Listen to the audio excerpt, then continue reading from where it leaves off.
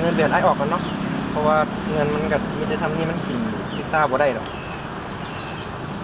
ค่าเงินเดือนออกก่อน ก็ได้ไปแดนแดน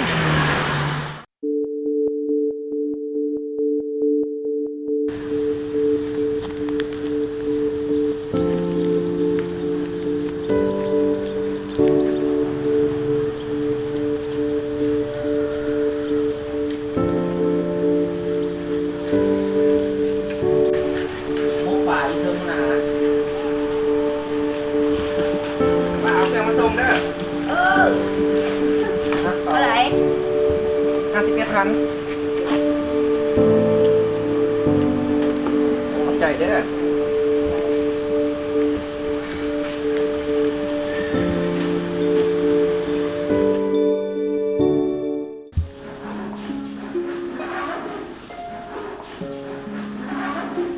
ไอ้บอส น้องมาเนี่ย กระเป๋าของงามเนี่ย โอ้ไม่ได้น้องความงาม เขาอยากได้นะซื้อเขาในดูหันจักหน่อยนึง โอ้เบิ่งแค่เดือนก่อนไหนไอ้ส่งเครื่องได้เงินก่อนไหนไอ้ที่ซื้อไหนเด้อราคาเท่าไหร่นะ 500,000โอ้500,000พุ่นน่ะกระเป๋าน้องก็ใส่ได้ดีอยู่ได้ล่ะกระเป๋าตัวเก่าก็ใส่ดีอยู่ มันเก่าแล้ว รถใส่ไปก่อนได้กับมันทันที อยากได้อย่างกูได้ รถใส่ไปก่อนเนาะรถใส่ไปก่อนไอ้ก็เฮ็ดเวียกซุมื้อเพื่อเสียเลย มื้อใดสิได้ล่ะ โมนี่เลยสิได้นะนี่ไอ้จะเครื่องไปส่งแล้วยังไม่ที่ซื้อให้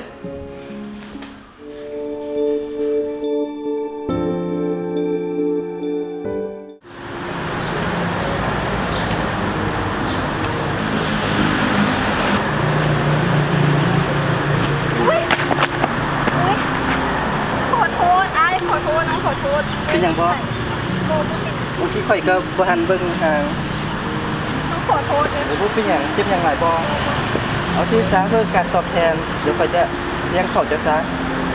บ่เป็นหยัง บ่เป็นหยังบ่เป็นหยังเนาะ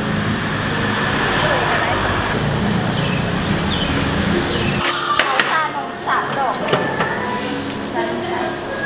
เดี๋ยวเสร็จบ่หยังว่าเนาะ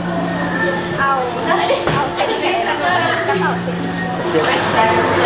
กินนี่กินด้วยว่า เป็นหยัง มันได้ที่ว่าครับอย่างนี้เนาะการตอบแทนก็แล้วกัน ขอบใจอ้ายหลายๆเด้อ ซึ่ง น้องสุดแสนอ้ายดี นี่คือที่แต่ที่บ้านได้ล่ะ อ้ายอ้าย เอาอ่ะสารคำใช่ไหมไม่ดีมาเรื่องแบบนี้เลยมาเจอน้องเลยแล้วเห็นน้องแล้วนะครับแค่นี้ไม่มีแฟนแล้วอ่ะ ยังโสดอยู่ไม่มีใคร ไม่กันเลยน้องกินอยู่บ่ โดยอิ่ม จังไหนมื้ออื่นนี่พอว่างไปขายบ่เนาะ ประมาณสักโมง แล้วแต่น้องเอาที่น้องสะดวก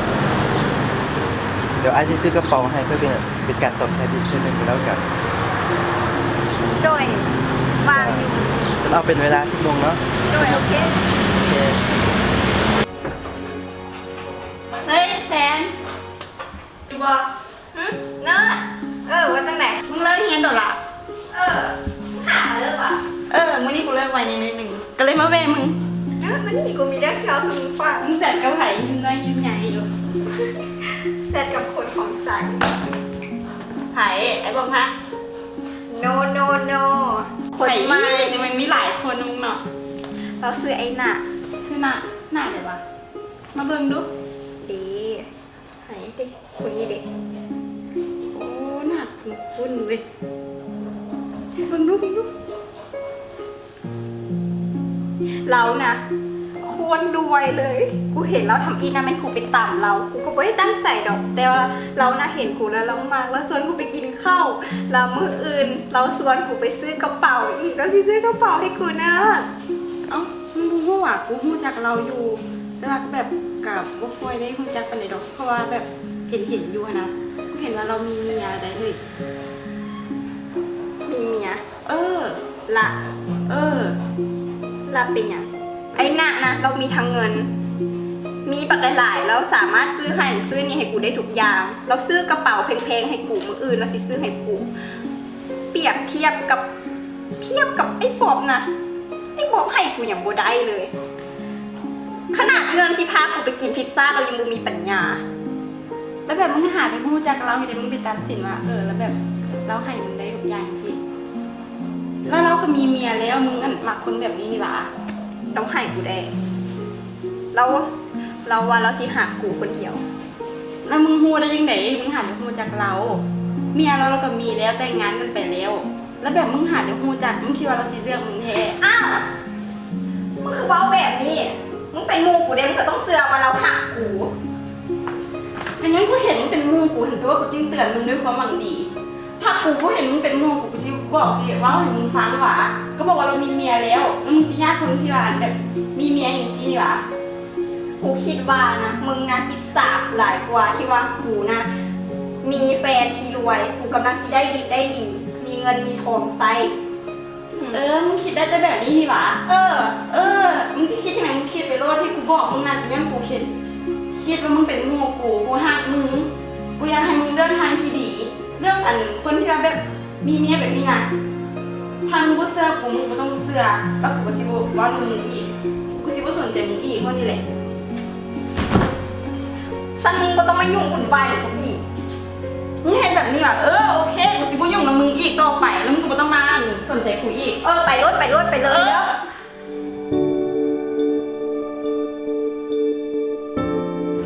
วันนี้น้องอยากได้อย่างน้องเลือกเอาเต็มที่เลยเดี๋ยวไอ้ซื้อให้ โดย ไรเดอร์ไหมมีแต่ไรเดอร์ไปอ่ะ มีอะไรด้วยคะประจับซื้อเองซื้อเอง เป็นนี่เลยเครื่องที่ไอ้ซื้อให้จะแจกน้องป่ะ โดยชื่นใจโดยเฉพาะกระเป๋าน้องอยากได้มาดุนแล้ว จะดีใจนั้นถ้าน้องดีแจกได้ที่ใจน้องนะ โดยไอ้นาคาที่สุดในโลกเลย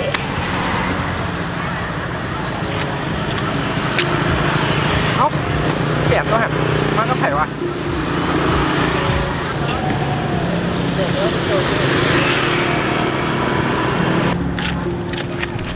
แขนพวกนี้เป็นไผ่นี่บอกไอ้มาดูไผ่ เบาไม้ข่อย นี่อย่างเงี้ยกับไอ้แบบนี้ไอ้ทำเจ้าหลานสมเด็จเจ้ามูบัวเป็นอย่างเงี้ยกับไอ้แบบนี้ฮะ อันนี้ไม่หยังและอันนี้ไม่หยังต้องมีปัญญาซื้อไอ้ข่อยของขนาดเงินสิพาข่อยเข้าฮันพิซซ่าน่ะก็ยังบ่มีปัญญาไอ้น่ะนะเราให้กูได้ทุกอย่างเลยเป็นแต่เงินเราซื้อคนซื้อทุกอย่างให้ข่อยเจ้านะซื้ออย่างข่อยได้แน่พอเจ้านะเอาไปข่อยได้แล้วข่อยรำคาญไป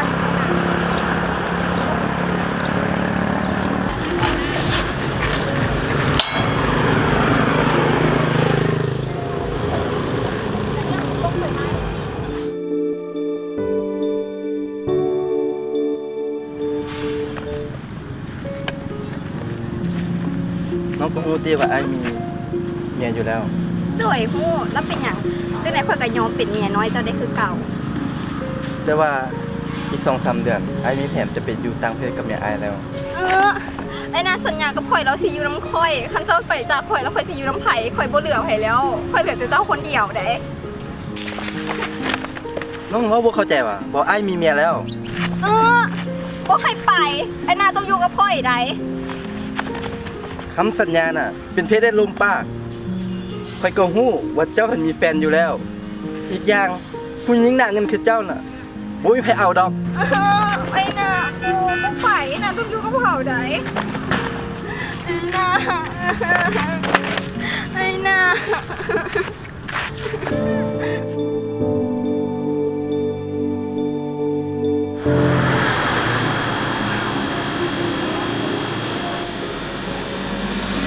ไอ้บอกไอ้บอก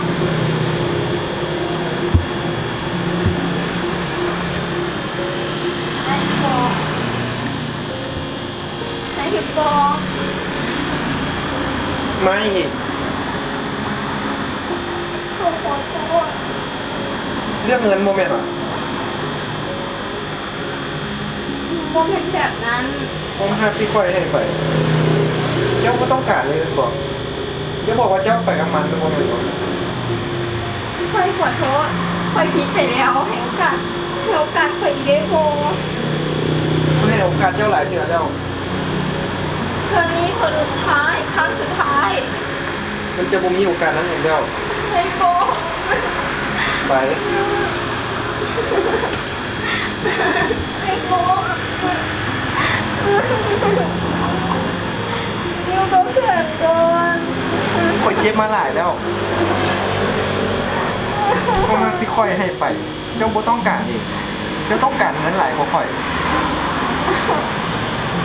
ไปซะไปหาเงินของเจ้าเราบ่ต้องการแล้ว ไ